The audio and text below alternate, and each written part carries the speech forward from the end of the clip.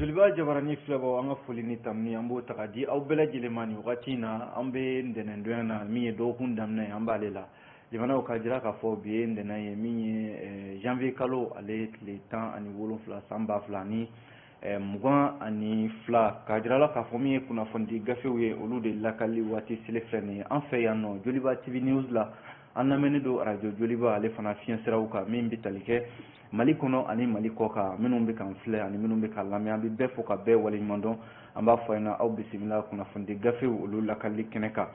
an b'an da don bakurunba damadɔ la ka sɔrɔ ka kunnafoni tɔ walawala aw ye ka jira k'a fɔ fasidi sɛbɛnw na min ye l'indicateur du renouveau ye ale kumana jamanaw a y'a jira k'a fɔ ko Mali bɛ sanga bonda la an bɛ don min na i ko bi sabu a jirala k'a fɔ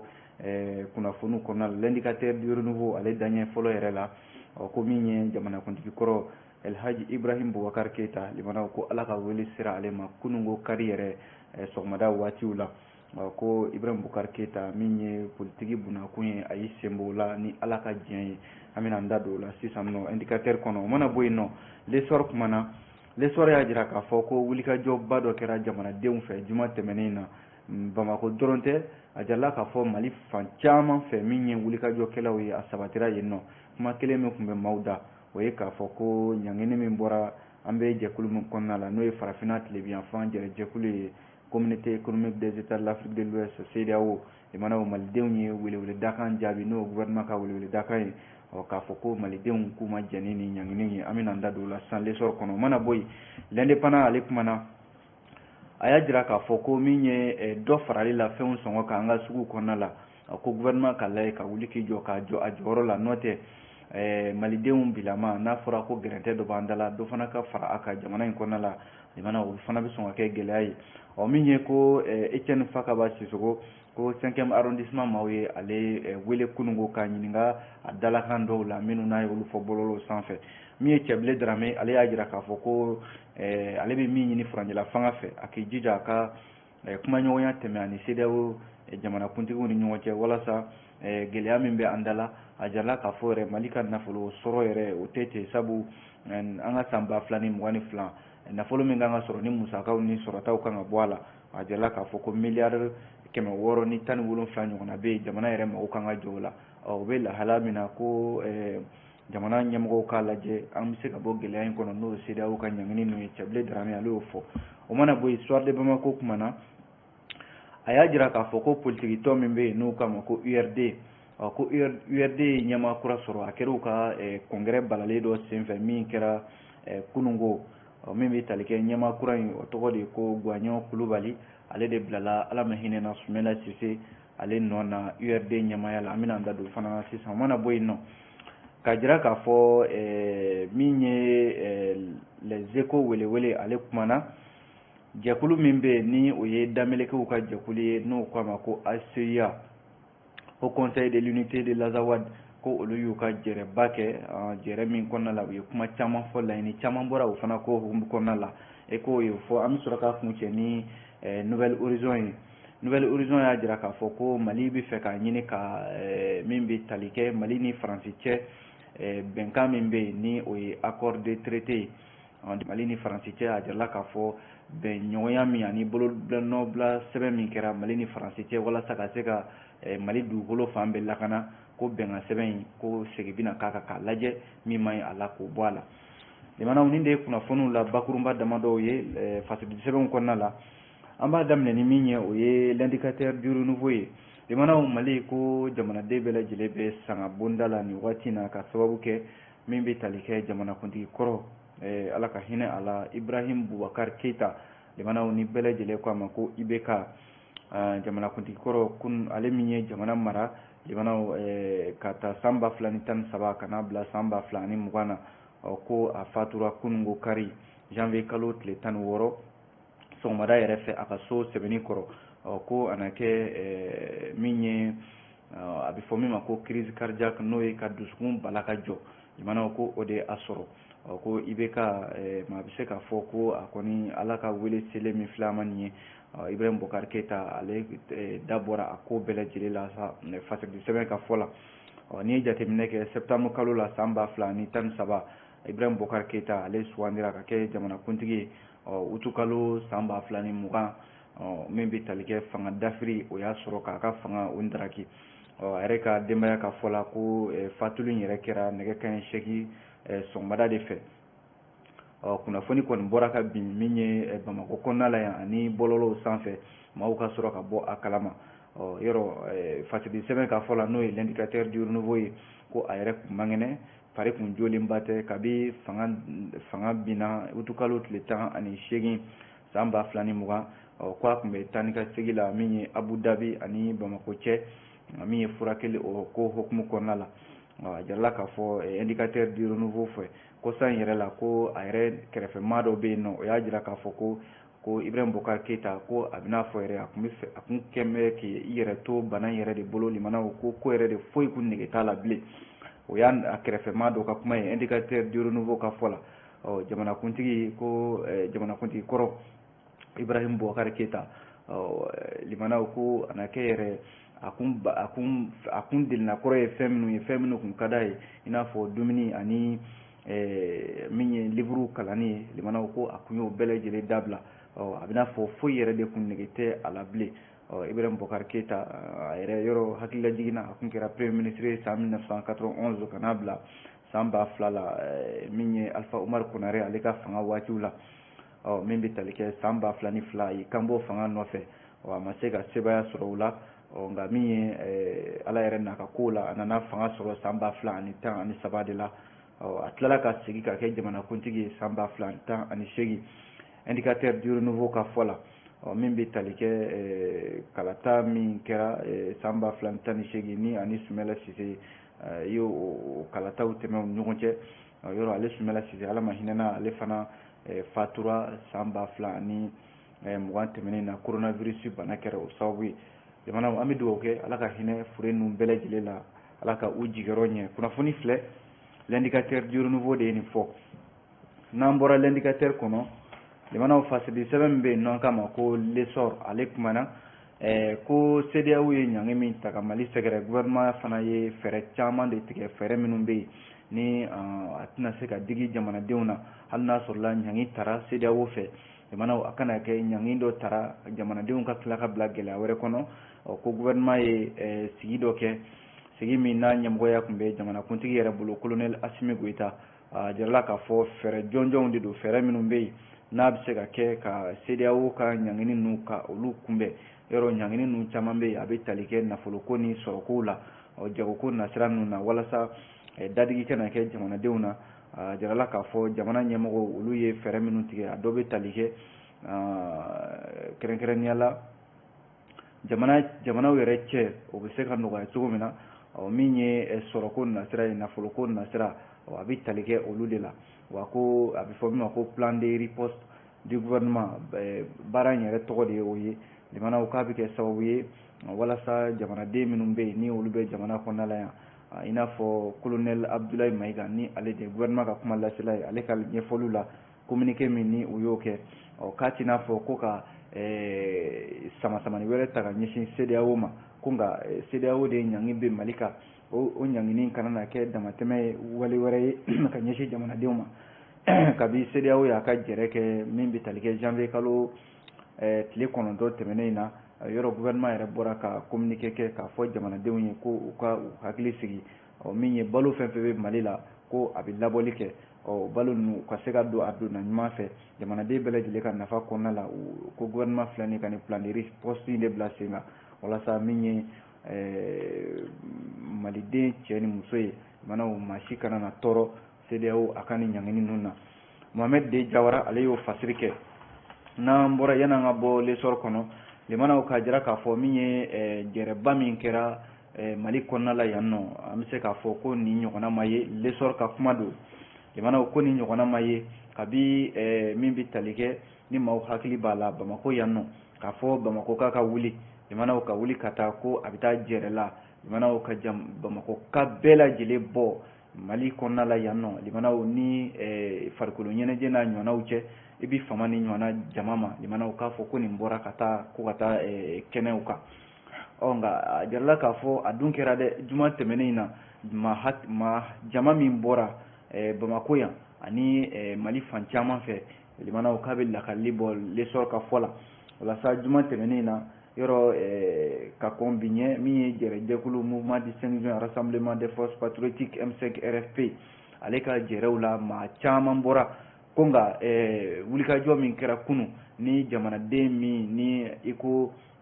bɛɛ n'i ka hakilila don dɛ ko nka bɛɛ lajɛlen ka hakilaw bila kɛrɛfɛ jamanaw ka maliko de lajɛ o kɛra juma tɛmɛnen o de kɛra sababu ye kabi sɔgɔmada fɛ min ye boulevard de l'indépendance la jala k'a fɔ mɔgɔw kɔni taara walasa ko in ka kɛ u ɲɛna k'a ka lakaliba ye u fana ka t'u ka fɛlaw fɔ l'histoire ka fɔ la ko a bi maa ba sigiyɔrɔma ba caman de bɔ limanaw yɔrɔ an bɛ nɛnɛ waati la sisan hali n'a sɔrɔla kaba nɔgɔ kun kɛmɛ ka tile datugu nka jarala k'a fɔ nɛnɛ dɔɔni tun bɛ yen nka limanaw funteni min tun bɛ yɔrɔ kofɔlen in na hadamaden yɛrɛ funteni limanaw maa caya fɛ a kɛra sababu ye maa caman bɛ min ye tile n'a fɔ funteni a ye maa caman tɔɔrɔ o de la cika min bɛ yen ni o mɛnna kɛnɛ in kan limanaw l'essor ka fɔ la o ye cikan ye ka ɲɛsin CEDEAO jamanaw minnu bɛ yen ni olu kɛlen don ka ɲangi ta Mali kama bi ko k'a jira k'a fɔ ko Mali bɛ gɛlɛya min kɔnɔna la n'a fɔra ko CEDEAO bɛ fɛ ka gɛlɛya wɛrɛ tindi Mali kɔnɔ ko bɛ n'a fɔ ko ka Mali bila gɛlɛya wɛrɛ de kɔnɔna la min ye wulikajɔkɛlaw ye i b'a ye maa minnu tun bɛ yen Mali drapeau tun bɛ caman bolo n'o ye Mali jɔnjɔn ye ani ka taa se min bɛ tali kɛ Russie ale drapeau ma dɔw yɛrɛ bɛ yen olu taakun kun ye min ye nin y'a siɲɛ fɔlɔ ye olu ka fɔ la ko ka bɔ ka taa taama na o dɔ ye cɛkɔrɔba dɔ limanaw hali n'a sɔrɔla a tɔgɔ fɔlen don Abdulaye Tunkara limanaw a yɛrɛ bɛ sɛgɛnlafiɲɛbɔ la a ko Modibo Keyita ka waati ɲɛnafin de bɛ olu la o ye taamakɛla dɔ ye o la a yɛrɛ bolo kɔnɔna la limanaw min ye Mali wari ye o dɔ tun b'a bolo a y'o yira kunnafonidilaw la k'a fɔ ko Mali ka segin nin n'a ɲɔgɔnnaw ma sabu Modibo Keyita de ye nin baaraw kɛ ko Mali y'a ka yɛrɛma hɔrɔnya ta Mali ka nafolo Mali ka fɛn bɛɛ lajɛlen kun ye a ta ye nka an bɛ don min na ko bi nin bɛɛ lajɛlen kɛra ko ye bi min bɔsira anw na ko malidenw bɛ fɛ k'o de yira u ka nin taama in senfɛ limanaw ko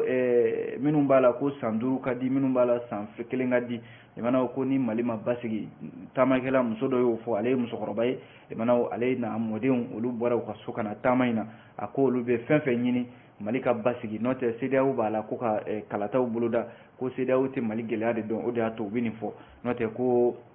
ni CEDEAO bɛ Mali gɛlɛya dɔn ko hali a da tɛ sɔn ka maga kalatako la o ye musokɔrɔba dɔ ye limanaw Madame Haidara ale ka kuma ye a ko bi n'i y'a ye ale n'a mɔdenw bɔra k'u mana bɔ foyi kama ni Mali ko tɛ wa min ye premier ministre ye Choguel Kokala Mayiga gouvernement ɲɛmaa fana tun bɛ kɛnɛ in kan ye limanaw a y'a jira k'a fɔ ko olu gouvernement olu tɛ sira foyi ɲɛ limanaw ni fɛn fila tɛ Ala ani malidenw n'i y'a ye bi olu gouvernement bɔra ka na malidenw ɲɛma limanaw kana Mali ka kuma fɔ fana tiɲɛna u y'a ye k'a fɔ di Mali sɛgɛnna limanaw u kana diɲɛmaa ɲɛma sabu a yɛrɛ Choguel Kokala Mayiga ka fɔ la ko diɲɛ bɛɛ lajɛlen ɲɛ bɛ Mali la bi farafinna ɲɛ bɛ Mali la u k'a dɔn k'a fɔ malidenw gɛlɛya ye an sɔrɔ nka o ma bali an ka fara ɲɔgɔn kan fɛn fɛn bɛ yen hali n'a sɔrɔ ko fɔɲɔgɔnw bɛ yan bɛɛ n'i ka hakilila don ko nka malidenw y'o bɛɛ to yen ka fara ɲɔgɔn kan k'o kan ka kɛ misali ɲuman ye diɲɛma kɛrɛnkɛrɛnnenya la CEDEAO kan ka min ye Bamako tɛmɛnen kɔfɛ a jirala k'a fɔ wulikajɔ in limanaw a kɛra Mali fan caman fɛ k'a daminɛ Sikaso ka taa Segu San Ɲɔnɔ Kayi Mopti Ɲoro hali n'a sɔrɔla fɛn fɛn kɛra nin yɔrɔ in na limanaw an tɛna an da don o la nka k'a jira k'a fɔ dɔrɔn min ye Kucala fana Kulikoro Masina Joyila Ansongo Bila Tɔnbukutu Kɔlɔnjɛba a n'a ɲɔgɔnna caman min ye AMAP ka lasigiden fɛn fɛn bɛ nin yɔrɔ in na kunnafoni fɛn fɛn bɔra o yɔrɔw la limanaw waati yɛrɛ kama an tɛna an da don bɛɛ la nka k'a jira k'a fɔ dɔrɔn l'essor ka fɔ la wulikajɔ kɛra nin yɔrɔ bɛɛ lajɛlen la kunnafoni filɛ an ye nin bɔ fasidi sɛbɛn l'essor kɔnɔna la n'an bɔra yen an bɛ don min ye l'indépendant ale kɔnɔ limanaw l'indépendant kumana a y'a jira k'a fɔ min bɛ tali kɛ nin wagati in na min ye Cɛbilen Darame ale kumana l'indépendant kɔnɔna la bi a ko a ka politique tɔn ni o ye parrainage ye a ko waati ka lajɛ joona joona walasa Mali jamana ɲɛmɔgɔw k'a lajɛ u ka kuma CEDEAO mɔgɔw fɛ min ye gɛlɛya min bɛ yen a ka se ka wuli ka bɔ yen n'o tɛ ko Mali yɛrɛ an ka nafolo min bɛ yen n'an bɛ baara kɛ n'o ye san 2022 in kɔnɔ n'o y'an ka budget ye yɔrɔ o budget la majɛ b'a la majɛ min n'u kama ko déficit budgétaire limana o biti jɔ miliyari 617 ani wolonfila i b'a sɔrɔ miliyari 600 in na an bɛ taa o juru bi don an na walima an k'o minɛ dɛmɛbaw fɛ limanaw an dun an ni jamana minnu bɛ baaraw la ɲɔgɔn fɛ i n'a fɔ CEDEAO n'a ɲɔgɔnnaw CEDEAO ni UEMOA olu kɛlen don ka datugu Mali da la bi sɔrɔko nasiraw la min ye parti pour la renaissance nationale n'u k'a ma parena ɲɛmɔgɔba Cɛbilen Darame limanaw a y'a ɲini jamana ɲɛmɔgɔw fɛ k'u ka sigi ka fɔ joona joona u k'a boloda u ni CEDEAO jamana ɲɛmɔgɔw cɛ walasa an ka bɔ ni gɛlɛya in kɔnɔna la limanaw ni o kuma fɔra a jarala k'a fɔ o waati kelen min ye Mali yɛrɛ kɔnɔna la yan ko jateminɛ kɛlen don k'a fɔ fɛn dɔw bɛ yen dɔ de bɛ ka fara olu sɔngɔ kan an ka jamana kɔnɔna la yan yɔrɔ n'a fɔra ko ka dɔ fara fɛnw sɔngɔ kan a kuma fɔra ko ka bɛɛ k'a lajɛ ka ji dɔɔni kɛ i koliji la walasa an bɛ gɛlɛya min kɔnɔna la dɔ bɛ se ka bɔ a la cogo min na ko ni i ye sugu kɔnɔna lajɛ bi limanaw a jarala k'a fɔ feerefɛn dɔw bɛ yen nɔ dɔ bɛ ka fara olu sɔngɔ kan yɔrɔ CEDEAO y'a ka ɲangi min bɛ Mali kan a ma mɛn yɛrɛ kunnafoniw bɛ ka bɔ ka bin k'a jira k'a fɔ ko feerefɛn dɔw bɛ yen i n'a fɔ siman limanaw siman tɔni 1 a tun bɛ 20,000 na yɔrɔ o yɔrɔ ka ca ko nka dɔ farala k'a kɛra 26,000 ye min ye sukaro kilo 1 ye o tun bɛ 100 ni dɔrɔmɛ 10 na o bɔra ka taa 100 ni 40 la fan dɔw fɛ fan bɛɛ tɛ nka fan dɔw fɛ indépendant ka fɔ la ko min ye gazi yɛrɛ buteli 1 n'o ye kilo 6 ye o fana tun bɛ ka feere 600 o bɔr'o la ka taa 1000 dɔw yɛrɛ b'a feere 1000 ani 200 yɔrɔ an tɛ se ka to nin lahala in kɔnɔna la o de la min bɛ tali kɛ gouvernement ka jɔda minnu bɛ yen a n'a ka baara boloda minnu bɛ yen n'o ye service technique ye jamana olu ka lajɛ ka se ka sugu kɔnɔna ninnu lajɛ hali n'a sɔrɔla u bɛ ka wulikajɔw kɛ walasa ka sɛgɛsɛgɛli kɛ ko nka yɔrɔ dɔw bɛ yen jamana olu bɛ ka sanni feere min ka d'u ye sɔngɔ min ka d'u ye u bɛ ka fara fɛnw sɔngɔ kan kunnafoni filɛ ne ka kuma tɛ l'indépendant de y'a fɔ dɛ limanaw yanni an ka bɔ indépendant kɔnɔ a jarala k'a fɔ ko min ye CEDEAO ka ɲangini ninnu kɔfɛ ko min ye Etienne Fakaba Sisoko limanaw ko ale ye kuma dɔw fɔ a ka bɔlɔlɔw sanfɛ o kɛra sababu ye min ye 5e arrondissement maaw ye k'u y'a wele k'a ɲininka a dalakan na l'indépendant ka kuma la a kɛra kunungo kari yɛrɛ 5e arrondissement polisilakaw min filɛ Lafiyabugu maa minnu bɛ kunnafoni kalama olu y'a jira k'a fɔ maa kofɔlen n'o ye Etienne Fakaba Sisoko ye a yɛrɛ ka bɔlɔlɔ n'o ye a ka page Facebook ye ko a ye kuma dɔw fɔ o ka kuma minnu bɛ yen n'o bɛ maaw hakilila yɛlɛma CEDEAO ka ɲangini ninnu sababu la dɔwɛrɛ tɛ yɔrɔ Etienne Fakaba Sisoko a yɛrɛ sɔrɔ dɔnba ŋana don an ka jamana kɔnɔ yan a ka kumaw la ko an bɔra ka gɛlɛya min fɔ sisan n'o ye minɛnw sɔngɔ yɛlɛli ye a ko tulu sɔngɔ yɛlɛlen don sukaro kilo sɔngɔ yɛlɛlen don siman tɔni yɛlɛlen don a y'o kuma min fɔ a ka bɔlɔlɔw sanfɛ dɛ a na kɛ 5e arrondissement ma olu de y'a wele k'a ɲininka a dalakan na o kuma ninnu na kunnafoni filɛ l'indépendant ale y'o fɔ limanaw o mana bɔ yen nɔ an bɛ don min ye fasile sɛbɛn le soir de Bamako kɔnɔna la soir de Bamako kuma na limanaw a ka kuma la dɔwɛrɛ tɛ dɛ a jarala k'a fɔ ko min ye politique tɔn min bɛ yen n'u k'a ma Union pour la République et la démocratie bakurunba la URD URD politique tɔn ko u ye ɲɛmaa kura sɔrɔ o kɛra u ka congrès fɔlɔ min ni o ye congrès balalen o senfɛ ɲɛmaa kura min ni o sugandira tɔndenw fɛ o kɛra Guagnon Kulubali ye ni jateminɛ kɛ parti Union pour la République et la démocratie bɛrɛbɛrɛli tɔn filɛ nin limanaw ni u y'a ɲini janvier kalo tile 16 u bɛnna kunungo kari ma a senfɛ a jarala k'a fɔ ala ma hinɛna Sumayala Sise min n'ale ye politique tɔn in sigi sen kan yɔrɔ kaba ale fatura limanaw min ye a ka jɔyɔrɔ n'o ye URD ɲɛmaaya ye o ma se ka sɔrɔ fɔlɔ o de la congrès min na a kɛra a ɲɛmaa danga sabanan n'o ye madame Kulubali Kajatu Samake ye ani u ka bureau exécutif national n'o ye BN o maa caman o bɔra jamana fan caman fɛ ani minnu bɛ jamana yɛrɛ kɔ kan limanaw caman nana u ka ni congrès balalen na o la sa a ka kuma kɔnɔna la discours min n'a y'o kɛ madame Kulubali Kajatu Samake limanaw a ko congrès min kɛlen filɛ nin ye ni a yɛrɛ ka fɔ la ko nin b'a yira de k'a fɔ ko URD tɛ maa kelen ta ye URD tɛ maa si ka tiɲɛ ye wa maa si kelen tɛna k'a fɔ k'i bɛna URD sama k'a k'i ta ye ko politique tɔn in sariyaw b'o de yira wa politique tɔn in sariyaw tɛna a daga maa si ma i ka i ka kɛ URD ɲɛmaa ye k'a sɔrɔ dun kuntilenna foyi t'i la i bɛ ɲɛmaaya la a fɔra ko i ka fɛn fɛn kɛ politiki tɔndenw ye o ɲini fɛ o si ma se ka kɛ ko kabi URD sigira san 2003 ka n'a bila sisan na politiki tɔn in kɛra politiki tɔn jijalen ye wa hakilila min b'u bolo hakilila min ni o ye ka jamanadenw tugu u nɔfɛ ka fanga ɲini jamana u ka article 58 o de kɛra sababu ye URD kɛra politiki tɔn ye min n'a sigira gɛlɛya kunta a kɔnɔna la ko nka ko kabi Sumala Sise fatura a fɔra ko ka a ɲini ko ka maa sugandi ka o bila URD ɲɛmaaya la jamana ko maa minnu bɛ ɲɛmaaya la bi k'olu ma sɔn o ma o de la u fana y'a ɲini politiki tɔn in ko maa caman bɛ u ye wele bila u ma ko ni maa tila saba ye saba o saba n'i y'o ta maa fila olu ko ko olu sɔnna ko kɔngɛrɛ ka kɛ madame Kulubali Kajatu Samake a ka kuma la ko nin t'i n'a fɔ ko politiki tɔnw yɛrɛ dama ni ɲɔgɔn cɛ ko dɔ fan dɔ ye se sɔrɔ dɔ kan ko o tɛ ko nka ko nin bɛna fɔ de politiki tɔndenw caman y'a ka fɛla de ye ko ɲɛmɔgɔ ka ɲini walasa u ka se ka bɔ samasamani na min bɛ u ka politiki tɔn in kɔnɔna la o de la congrès extraordinaire min kɛra kunungo kari Bamako yan nɔ a kɛra sababu ye u ye danaya ta k'a da Gwanyo Kulubali ale de kɛra URD ale ɲɛmaa ye an bɛ waati min na i ko sisan aya kunnafoni filɛ limanaw an ye nin bɔ Soir de Bamako de kɔnɔ n'an bɔra Soir de Bamako kɔnɔ an bɛ don fasidi sɛbɛn les échos ale kɔnɔna la limanaw écho y'a jira k'a fɔ nin waati in na ko min ye jɛkulu min bɛ yen n'u k'a ma ko HCIA tɛ dɔwɛrɛ ye limanaw o ye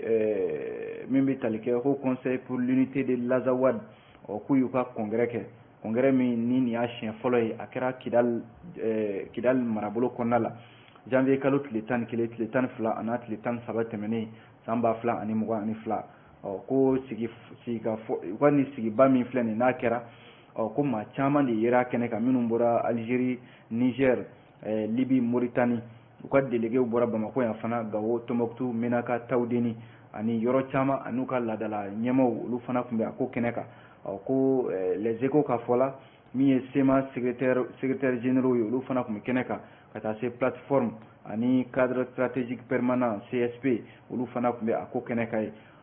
min ye kunnafoni sɛbɛn ka fɔ la ni o ye les échos ye jamanaw a ko kuma caman bɛnkan caman de bɔra u ka nin congrès fɔlɔ in kɔnɔna la ni o ye congrès extraordinaire ye jamanaw a jala k'a fɔ HCIA n'o ye Haut Conseil de l'Unité de l'Azawad ye n'o ye Azawad ka kelenya jɛkuluba min filɛ nin ye yɔrɔ a sen fɛ ko jɛkulu dɔw fana bɛ olu nana fara u kan o dɔ bɛ tali kɛ MSACE FPA MPSA ani CJAE k'olu bɛɛ lajɛlen farala HCIA kan ka a jɛkulu in bonya n'i ye jateminɛ kɛ min ye Timtagen Imahilkalen Tawdeni Tombouctou ani Menaka ko fara ɲɔgɔn jɛkulu caman fana bɔra o yɔrɔ kofɔlen na ka fara HCIA ka nin jɛkulu in kan limana u bɛnna bɛnkan minnu kan n'o y'u ka déclaration ye olu caman bɛ tali kɛ ko u ye bureau dɔ sigi bureau min ni maa 30 b'o kɔnɔna la olu ka hamina tɛ dɔwɛrɛ ka min ye HCIA a ka hakililaw ka dɔ fara a kan ani don nataw la baaraw bɛ se ka ɲɛ u bolo cogo min na u ka laɲini dɔ fana ye u ye jɛkulu dɔ sigi collège dɔ n'u k'a ma ko collège Soura o na kɛ sababu ye ka HCIA ka kuntilennaw minnu bɛ ni nafa b'olu la ka se ka u janto olu fana na min ye HCIA yɛrɛ ka seko n'a ka dɔnko jamanaw ani ɲɛtaga min b'u bolo bɛn ani tɛgɛdi ɲɔgɔn hukumu kɔnɔna la ko u bɛnna o fana kan ko nka jamanaw ko a bɛ n'a fɔ u nimisalen don ko kelen na o ye k'a fɔ ko gouvernement n'o ye furanjɛla fanga ye o ye layidu dɔw ta i n'a fɔ bɛnkan sɛbɛn min n'o ye accord pour la paix ye ale kan ka lawaleya i n'a fɔ a kan ka kɛ cogo min na ko nka u ma se ka ɲɛtaaba de ye o ko la u y'o fana ɲɛfɔ ko nka u kɔni u sigilen don min ka bi o ye k'a fɔ bɛnkan sɛbɛn accord pour la paix ale ka se ka lawaleya min bolonɔ bilala Algérie kana laban Mali la yan nɔ ko u bɛ CSP n'o ye jɛkulu dɔ ye min donna u ka tɔn na u b'o olu senkɔrɔma don dɔ kosɛbɛ u y'a jira k'a fɔ jɛkulu bɛ yen n'o bɛ kɔrɔyanfan in fɛ yen jamanaw ko n'a far'u kan walasa ka se ka HCIA ka hakilinaw k'a don ba la kunnafoni filɛ an ye nin bɔ les échos welewele ale de kɔnɔna la an bɛ kunnafoni kuncɛ ni min ye jamanaw o ye Nouvelle Horizon ye Nouvelle Horizon kumana jamanaw ndolantan ko nasira la nka yana nga se ndolatan ma limanaw an b'an da don min na o ye Mali ale ni Faransi cɛ baara min bɛ yen n'o ye lakanako ye traité min bɛ yen n'o ye bɛnkan sɛbɛn ye min bolonɔ bilala Mali ni Faransi cɛ limanaw kabi san 2014 waatiw la yɔrɔ min ye Mali jamana ye ale ni Faransi jamana y'u bolonɔ bila sɛbɛn min na n'o ye accord de traité de défense ye